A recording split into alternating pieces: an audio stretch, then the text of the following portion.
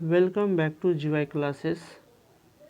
आप सभी student railway group D या एसएससी जीडी एग्ज़ाम की तैयारी कर रहे हैं। मानते हैं कि आपका तैयारी अच्छा है, फिर भी इस क्लास के माध्यम से आप मैथ के क्वेश्चंस को प्रैक्टिस कर सकते हैं। इस क्लास को देखने के लिए आप सबसे पहले कॉपी और पेन ले लीजिएगा और इसमें जितने भी प्रश्न आएंगे उसको सॉल्व करने का कोशिश कीजिएगा। अगर सॉल्व नहीं होता है तो यहाँ से सीख लीजिएगा कि मैथ को सॉल्व कैसे करते हैं। यहाँ पे 5 या 6 क्वेश्चन आती है, अलग अलग चैप्टर से आते हैं, ठीक है। तो इसको सॉल्व करने का ज़रूर कोशिश कीजिएगा। जैसा कि पहला प्रश्न है, कोई धनराशि साधारण ब्याज पर 10 वर्षों में दोगुनी हो जाती है, ब्याज की दर क्या है। तो यहाँ पे टाइम है आपका 10 वर्ष, दोगुनी हो जाती है मतलब यह अमाउंट है।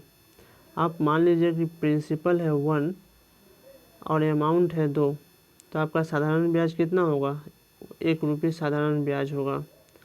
और मूलधन आपका 1 है, इंटू 100 बट्टे 10। हम यहाँ से रेट का सिंपल सा फॉर्मूला यूज कर दिए।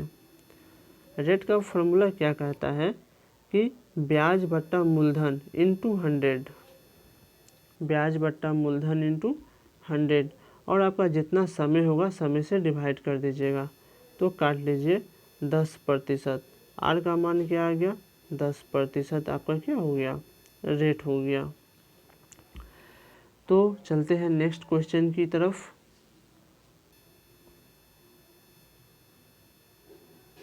नेक्स्ट क्वेश्चन की तरफ चलते हैं। देखिए यहाँ पे एक अलजेब्रा का क्वेश्चन है। यदि x बराबर 2 तो निम्न का मान क्या होगा। यानी कि जो x बराबर 2 है, वैल्यू है, वो यहाँ पे आपको पुट करना है। जैसे 2 का क्यूब प्लस 27x² यानी कि 2 का स्क्वायर प्लस 243 इंटू एक्स का मान रख देंगे प्लस 631। 2 का क्यूब क्या होता है, 8 होता है, प्लस 2 का स्क्वायर 4 और 27 में 4 से गुना कर देंगे तो 108 होगा, प्लस 243 में हम 2 से गुना कर देंगे तो 2 तिया 6, 2 चौके 8, 2 दूनी 4, प्लस 631। हम क्या करते हैं, इन सबको जोड़ते हैं। 6 1 7, 8 15, 8 23 का 3 हासिल 2, 3 2 5, 8 13 का 3 हासिल 1, 6 1 7, 4 11 1 12, यानी कि 1233 क्या होगा, आपका आंसर होगा। ऑप्शन बी आपका सही होगा। आपको समझ में आई हो तो दोस्तों को शेयर कर दीजिएगा। नीचे कमेंट बॉक्स में ज़रूर लिखिएगा कि आपको समझ में आ रही है। लाइक बटन भी दबा दीजिएगा।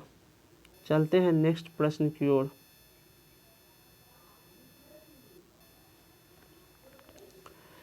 यह जो लाजवाब क्वेश्चन है आप देख रहे हैं स्क्रीन पे, 3 संख्याओं का अनुपात 2:3:6 तथा उनका HCF 45 है। इन संख्याओं का योगफल ज्ञात कीजिए। यह जो दिया है 3 संख्या का अनुपात दिया है 2 3 6। यह क्या है, 3 संख्या का अनुपात है और HCF 45। HCF बोले तो मौसप होता है। अगर आपका मौसप 45 दे तो जितने भी अनुपात है ना उसमें 45 से आप मल्टीप्लाई कर दीजिए। 45 से सभी अनुपात में मल्टीप्लाई कर देते हैं तो आपके जो सभी 3 संख्या है वो मिल जाएंगे। पहला संख्या 90 मिल जाएगा, 45 तिया 135 मिल जाएगा और 45 से 6 को गुना कर लीजिए। 6 25 30, 6 चौके 24 और 3 70, यानी कि 90 135 270 क्या है, आपके तीनों संख्या है। लेकिन क्वेश्चन में बोला गया है कि इन संख्याओं का योगफल कितना होगा, तो हम इन तीनों संख्या को जोड़ लेंगे। तीनों संख्या को जोड़कर लिखेंगे 7 3 10, 8 9 19 का 9 हासिल 1, 2 1 3 1 4, तो 495, यानी कि ऑप्शन सी आपका सही उत्तर होगा। क्वेश्चन जैसे जैसे आपको समझ में आती है वैसे वैसे आप दोस्तों में शेयर कीजिए और लाइक बटन को प्रेस कीजिए। जिससे हमें और भी मोटिवेशन मिलता रहे कि हाँ आपको समझ में आ रही है, हम जो भी समझाने की कोशिश कर रहे हो आपको समझ में आ रही है। नेक्स्ट क्वेश्चन, यदि एक त्रिभुज के 3 कोण हैं, देखिए यहाँ पे 3 कोण का मान दे दिया गया है, तो पूछा गया है कि इनमें से कौन सा त्रिभुज है।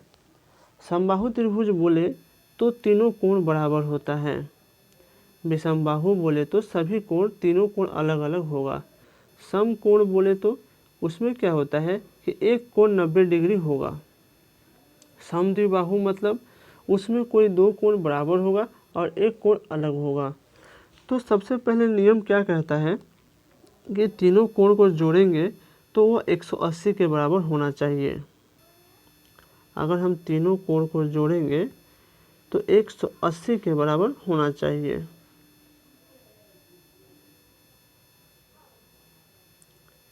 एक 180 के बराबर क्या होना चाहिए, क्योंकि त्रिभुज के तीनों कोण का मान होता है 180 डिग्री।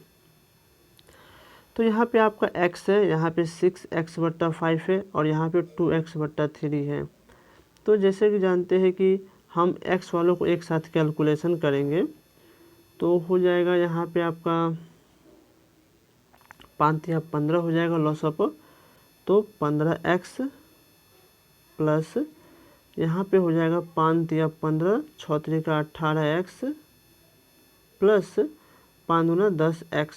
हम क्या किए, जितने भी x वाले टर्म थे उनको हम बट्टा का जोड़ कर दिए, प्लस यहाँ पे आप देखिए 15, 6 21 और 30 41 है आपके पास, और 41 को उधर ले जाइएगा तो 180 में से 41 को घटाना पड़ेगा, तो मेरे हिसाब से 139 आएगा। आप क्या कीजिए ना, इन सबको जोड़ लीजिए, इन सबको जोड़ लीजिए। 15 और 18 कितना होता है आपका 33 और 10 43 होता है, 43 होता है, यानी कि यहाँ पे 129 आना चाहिए था क्या। 30 36 और 15 51, हाँ यहाँ पे 129 आने चाहिए था, माफ़ कीजिएगा यहाँ पे 129 आना चाहिए था। तो आप इन सबको जोड़े हैं तो आया है 43x/15 इक्वल टू 129। इसको हम क्या यहाँ पे लिख सकते हैं क्या, 43 से कट जाएगा 3 बार में और x का मान आ जाएगा 45, x का मान आ जाएगा आपको 45।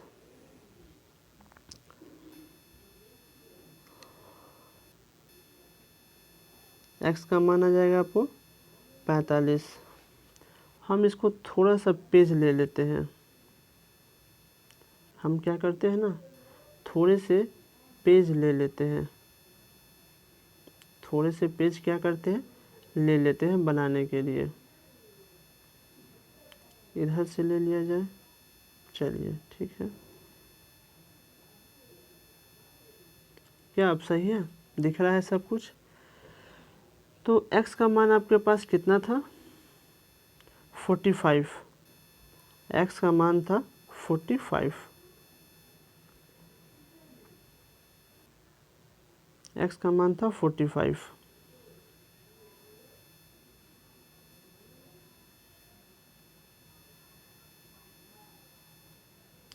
चलिए पेज थोड़े से ले लिए, थोड़ा सा पेज कम हो रहा था तो पेज ले लिए, ठीक है। तो x का मान हो रहा था 45, तो पहला जो कोण था x + 15, पहला कोण क्या है x + 15, तो 45 जोड़ दीजिए तो पहला कोण का मान हो गया 60 डिग्री। फिर सेकेंड कोण की तरफ देखते हैं, यहाँ पे अगर हम 6 गुने 45 रखते हैं तो उनका मान भी 60 डिग्री होता है, सेकेंड कोण का भी मान क्या होता है 60 डिग्री। तो जो थर्ड कोण होगा उसका मान भी क्या होगा 60 डिग्री, यानी कि तीनों कोण बराबर है। अगर तीनों कोण बराबर है तो कोण का मान क्या होगा, कोण का मान होगा जो मतलब त्रिभुज होंगे वो होंगे समबाहु त्रिभुज, वो होंगे समबाहु त्रिभुज। आपका ऑप्शन ए, क्योंकि तीनों कोण कितना आ रहा है 60 degree. Next and final question, आप यहाँ पे जैसा कि क्वेश्चंस देख रहे हैं बहुत बढ़िया क्वेश्चन है, बीजगणित का ही क्वेश्चन है लेकिन बहुत बढ़िया क्वेश्चन है जैसा कि आप देख रहे हैं स्क्रीन पे। इसमें दिया गया है x square minus y square बराबर 80, एक्स माइनस वाई बराबर 8। तो सबसे पहले इसका एक मेथड है, इसका दो मेथड, एक है वैल्यू पुट मेथड और एक है फार्मूला मेथड। फार्मूला मेथड क्या कहता है कि इसका जो फार्मूला होता है x square minus y square का, x plus y x minus y बराबर 80। एक्स माइनस वाई का वैल्यू कितना है 8 है। जब एक्स माइनस वाई का वैल्यू 8 है तो हम क्या कर सकते हैं 80/8 कर देंगे तो 80 हो जाएगा एक्स प्लस वाई। यानी कि हमें x माइनस वाई तो 8 पता था और x प्लस वाई का मान कितना आ गया 10। अगर ये x का मान निकालना है, अगर x का मान निकालना है तो इन दोनों को जोड़ दीजिए, 10 8 18/2 जोड़कर 2 से भागा दे दीजिए 9, यानी कि x का मान कितना आ गया 9। और y का मान निकालना है तो दोनों को घटा दीजिए, 10 में 60 गया 2, 2/2 यानी कि 1। x का मान आ गया आपका 9 और y का मान आ गया 1। पूछा है x और y का औसत, तो x और y का औसत निकालने के लिए x और y के मान को जोड़ दीजिए, x और y के मान को जोड़ दीजिए और 2 से भागा दे दीजिए, यानी कि 5 क्या हो गया इसका एवरेज हो गया। अगर वीडियो अच्छी लगी हो तो दोस्तों में शेयर कीजिए ताकि और भी जो स्टूडेंट है उनका भी इस वीडियो का लाभ मिल सके, और लाइक बटन ज़रूर दबा दीजिएगा और कमेंट बॉक्स में लिखना मत भूलिएगा कि वीडियो आपको अच्छी लग रही है, समझ में आ रही है। इस तरह से क्या होगी, हमें मोटिवेशन मिलेगा और हम अच्छे और भी वीडियो बना पाएंगे। तो आज के लिए इतना ही। Thank you all of you.